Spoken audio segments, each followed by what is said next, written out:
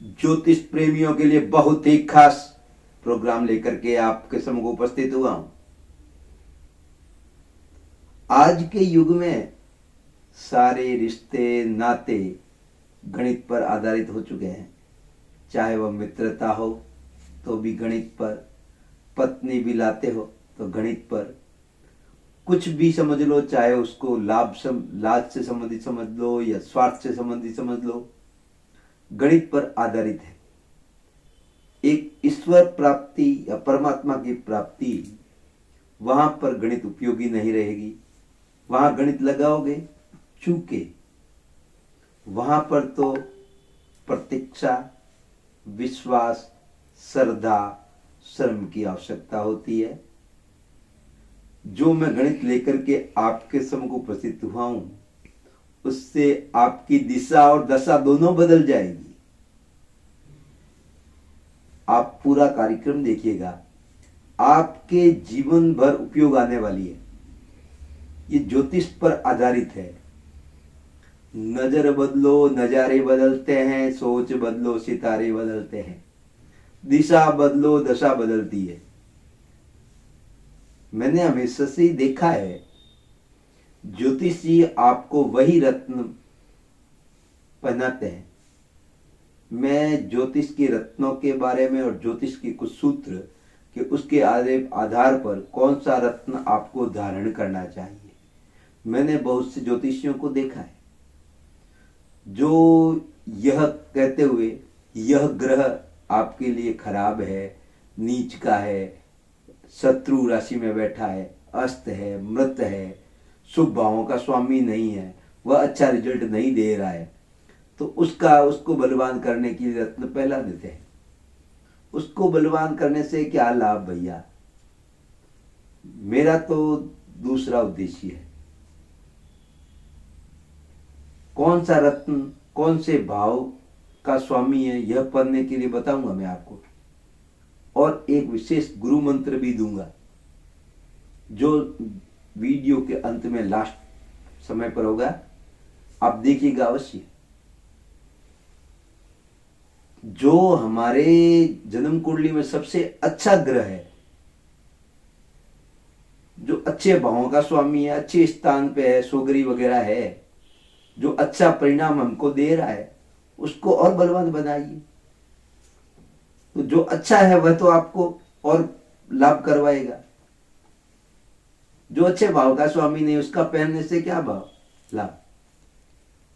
और भाग्य को बदलने के लिए, भाग्य का सहयोग प्राप्त करने के लिए से कौन सा रत्न धारण करना चाहिए, संतान प्राप्ति या शिक्षा प्राप्ति के लिए कौन सा रत्न पहनना चाहिए, आपके विचार, आपका व्यक्तित्व, आपकी सोच, आपका स्वास्थ्य, इसके लिए कौन सा रत्न पहनना चाहिए, आपकी पत्रिका में यह तीनों कौन कौन से श्रेष्ठ हैं, इसके बारे में बताऊंगा मैं आपको। मेरे साथ बने रहना। आपकी रुचि है ज्योतिष में तो यह आपके लिए बहुत ही अच्छा प्रोग्राम रहने वाला है। अच्छा लगे तो शेयर भी करिएगा, मेरे लिए नहीं, आप स्वयं के लिए। जो आप देते हैं दूसरों को, वही तो लौटकर आपके पास आता है। तो मित्रों को, अपने रिश्तेदारों की ये अच्छी बात बताओगे तो वह आपको आशीर्वाद या आशीष देगा, तो आपके कार्य फलीभूत होंगे। अच्छा लग जाए तो पूरा देखना, वरना स्किप करके अंत में जो मैंने गुरु मंत्र दिया है वह तो अवश्य देखना, जीवन भर आपके लिए उपयोगी रहने वाला है।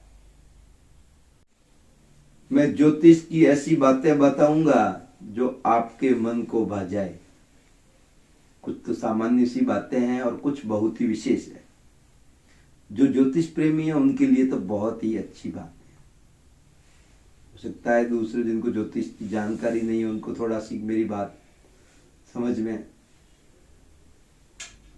सूर्य, चंद्र आदि सब ग्रह जहां जिस भाव में बैठते हैं, वहां से अपनी सातवीं राशि को पूर्ण दृष्टि से देखते हैं।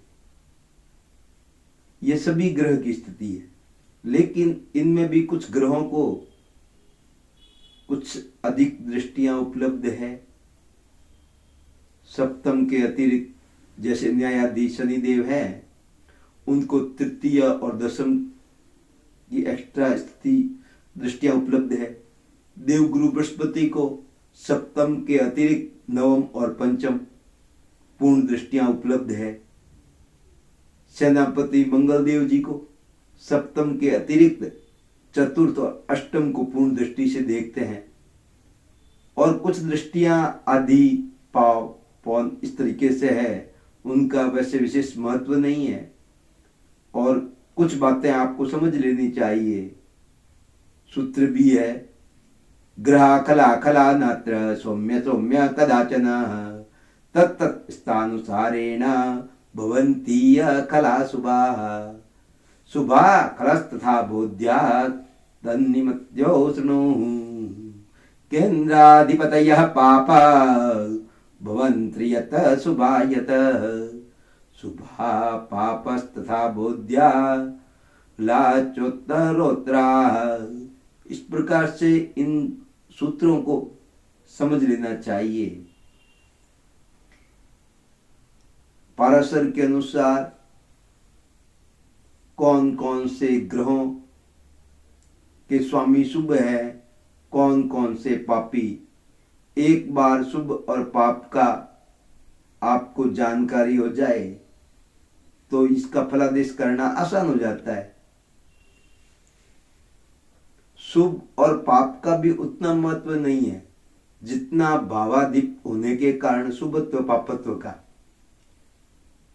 ज्योतिषकर्ता कहते हैं जो खल यानी कि दुष्ट या पापी ग्रह हैं वे यहां, अर्थात इस विचार से आवश्यक रूप से खल ही हो ऐसा नहीं है।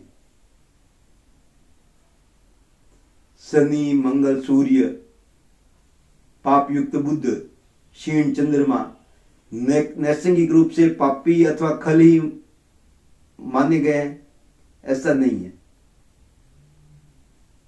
बहुत से लोग सूर्य को क्रूर कहते हैं, पापी नहीं। एक सामान्य समझने की वाली बात है।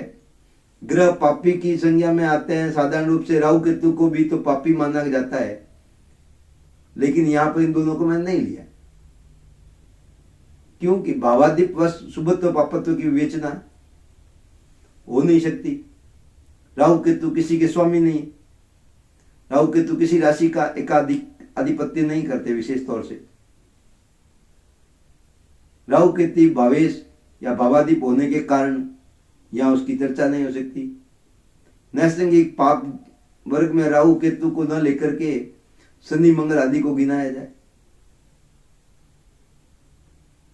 यदि नैसर्गिक पापी शुभ भवन घर के स्वामी हो तो वहां शुभ ही गिना जाएगा, उसकी दशा का फल शुभ ही कहा जाएगा। यह आवश्यक नहीं। शुभ ग्रह शुभ ही हो। शुभ ग्रह शुक्ल पक्ष की पंचमी से कृष्ण पक्ष की पंचमी तक का चंद्र होता है। कुछ लोग अष्टमी से अष्टमी गिन लेते हैं, लेकिन जो पूर्ण अपनी ताकत में होते हैं, अवस्था में होते हैं,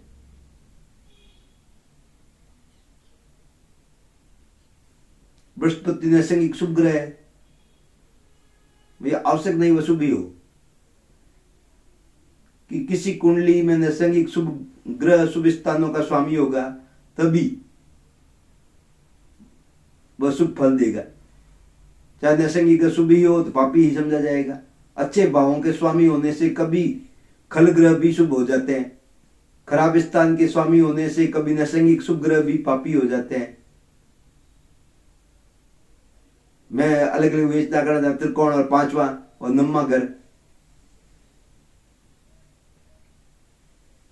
लगन भी है, लगन की अलग से विवेचना है। केंद्र प्रथम, चतुर्थ, सप्तम और दशम, त्रिक भाव, तीसरा, छठा और एकादश भाव, त्रिक भाव। लगन के दोनों ओर के घर, 12वां और दूसरा घर, अष्टम स्थान। केंद्र के अंतर्गत पहला घर लगन भी आ जाता है, किंतु लगन भाव में अन्य केंद्रों से कुछ विशेषता भी है क्योंकि वह त्रिकोण भी है। तो इसको त्रिकोण में भी सम्मिलित किया गया है और इसमें भी।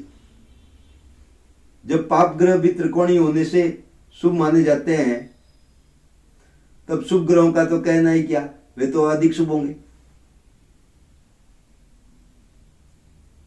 सातों ग्रह षडाष्टक अर्थात इनमें से कोई भी त्रिशठ आय, तीसरा, छठा और एकादश आय भाव, लाभ भाव, इनमें से तीसरा, छठा, 11वें का मालिक होगा तो वह पापी माना जाएगा। जब शुभ ग्रह भी तीसरे, छठे, 11वें का मालिक होने से पापी माना जाता है, तो पाप ग्रह त्रिशठाधीश होने से और अधिक पापी हो जाएंगे। त्रिकोण का नेतृत्व सभी ग्रह नहीं करते, नवमो ग्रह नहीं करते। जैसे कि कन्या में राहु का ग्रह है, मिथुन राहु की उच्च राशि है।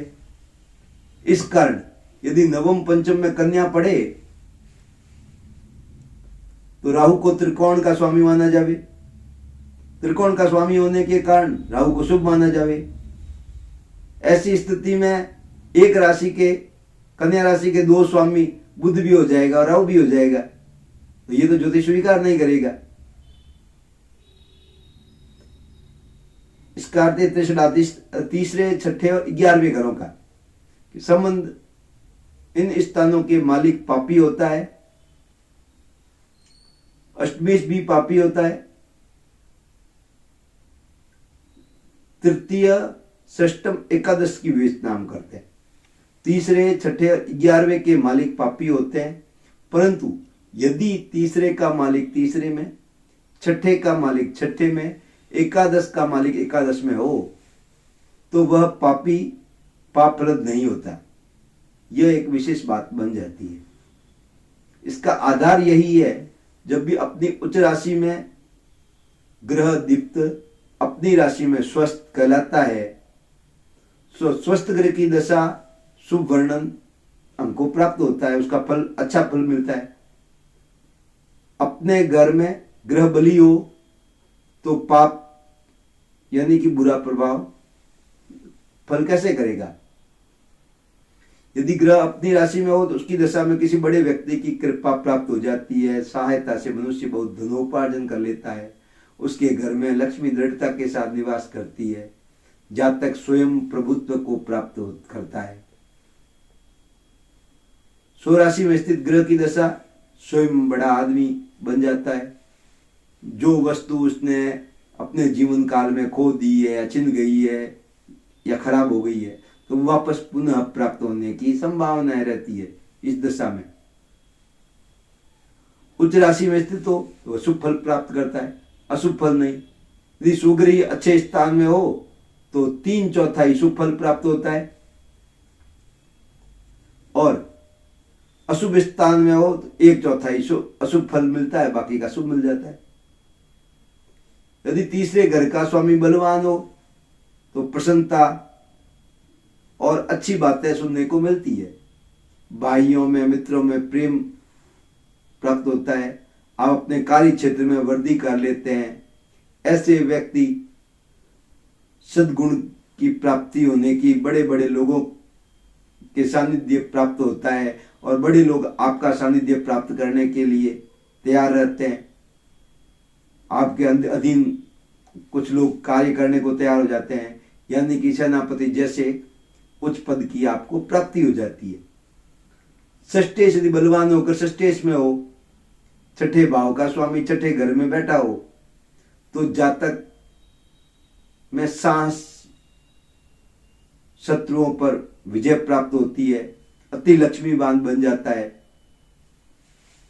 उसका स्वास्थ्य सुंदर रहता है, स्वास्थ्य अच्छा रहता है, उसकी मनोदशा अच्छी हो जाती है, उसको कोई दबा सकने वाली स्थिति नहीं रहती। साथ में वह कुछ मेडिकल क्षेत्र है उसमें कुछ अच्छाइयां प्राप्त कर लेता है।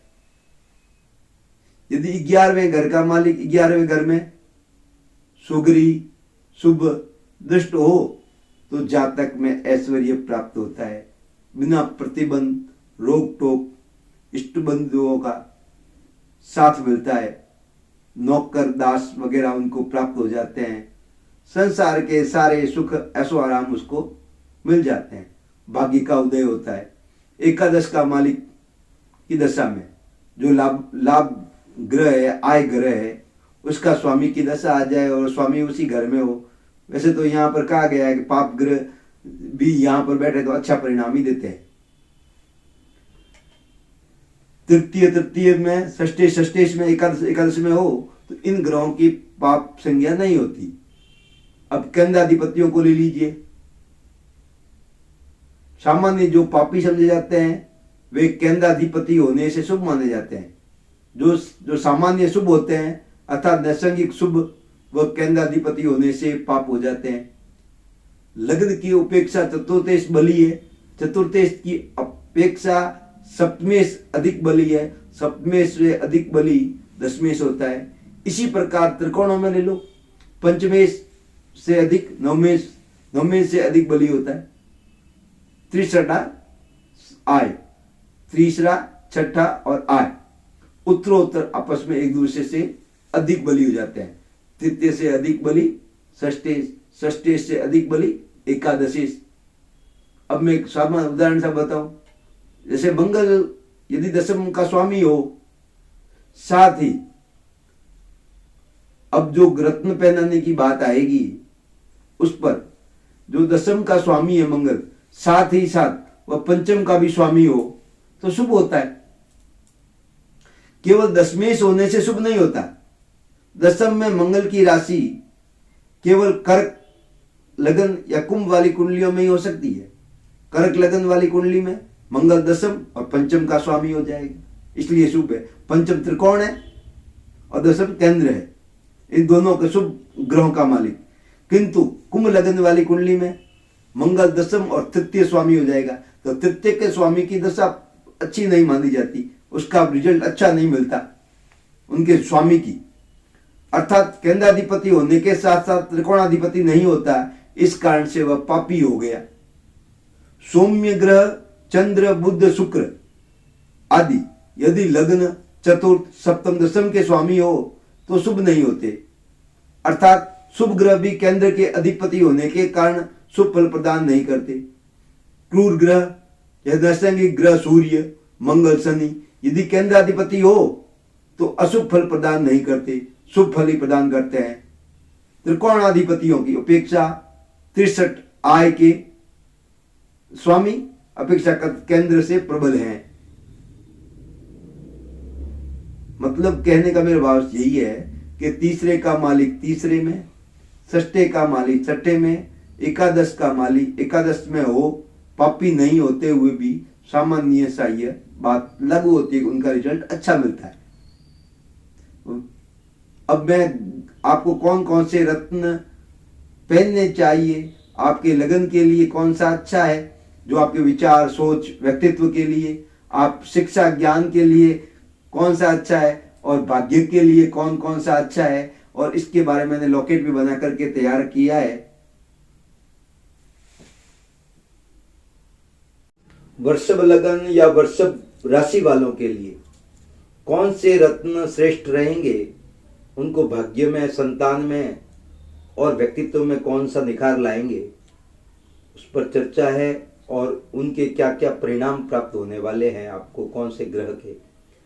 जैसे वृषभ लगन है तो द्वितीय भाव यानी धन भाव और पंचम भाव शिक्षा और ज्ञान भाव के मालिक बुधदेव, वह द्वितीय का फल न देकर के पंचम का फल देंगे जो त्रिकोण है।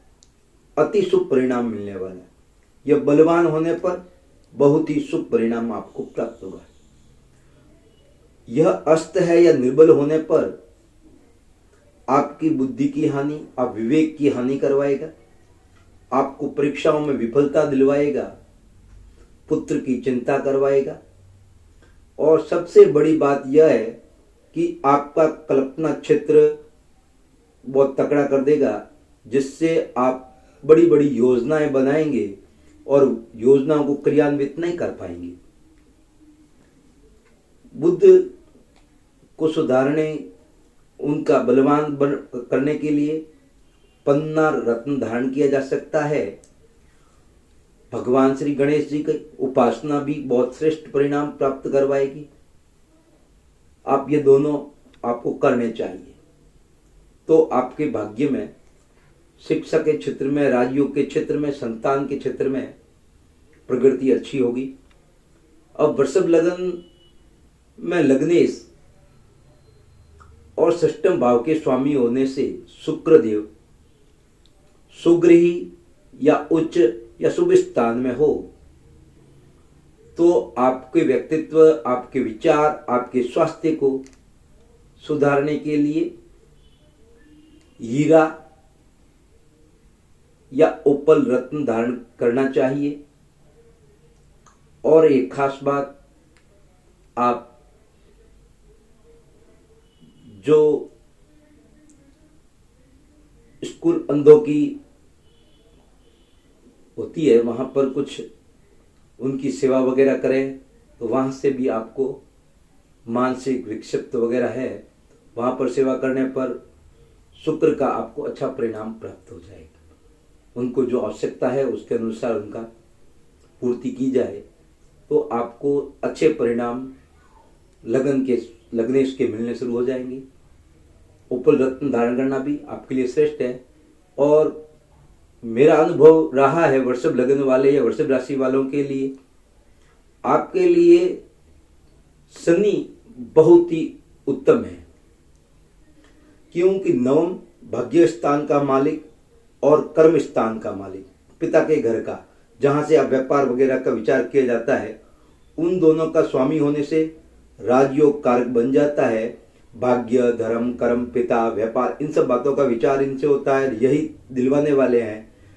तो नीलम रत्न धारण करना, नीलम की स्थिति, शनि की स्थिति आपकी पत्रिका में अच्छी है तो ज्योतिषी की सलाह लेकर के नीलम रत्न धारण करना चाहिए, क्योंकि लग्नेश का मित्र भी हो जाता है और साथ में दोनों भावों के, शुभ भावों के स्वामी होने से जो आपकी केमिकल के क्षेत्र में, तेल व्यवसाय के क्षेत्र में या सफेद वस्तु के क्षेत्र में जुड़े हुए हैं, मशीनरी के क्षेत्र में, तो आपको अवश्य ही, या प्रॉपर्टी के क्षेत्र में है या फैक्ट्री वगैरह, मशीनरी वगैरह के क्षेत्र है आपके पास, तो आपको अवश्य ही नीलम धारण करना चाहिए। एक बार इसकी प्रयास करके देख लेना चाहिए। उसके बाद में अगर आपको अच्छे परिणाम प्राप्त होते हैं तो आपके लिए बहुत ही सुंदर लाभदायक ये नीलम रहेगा। शनि की उपासना करनी चाहिए। आपको अपने फैक्ट्री वगैरह में शमी वृक्ष लगाना चाहिए और उसकी उपासना करनी चाहिए। अब मैं आपको एक गुरु मंत्र देने वाला था, शुरू में ही मैंने आपको बताया था, अब जान लीजिए। आप कहीं पर भी सलाह लेने जाते हैं, एक बात नोट करिएगा, कहीं पर भी अपने मित्र के वहां, अपने रिश्तेदारों के वहां या कहीं पर भी आप सलाह लेने जाते हैं और जो फर्स्ट बार जो आपको जो बात कही जाती है वह बहुत ही आपके लिए लाभदायक रहेगी। क्यों? फिर दूसरी बार जब उससे सलाह लेने जाओगे तो उसके दिमाग में और गणितें आ जाएगी, चाहे उनके घर में परिवार वाले उनको कहेंगे, फिर वो जिसने सलाह दी है उसको समझाएंगे, तो यार समझदार आदमी है, बहुत भोला है, सही राय क्यों दी, तो फिर उसकी दूसरे दिन उसकी राय बदल जाएगी। इसलिए जो फर्स्ट बार राय मिलती है, सलाह मिलती है, वह हृदय से परमात्मा के द्वारा दी हुई राय होती है, सलाह होती है। आप उसका धारण करें।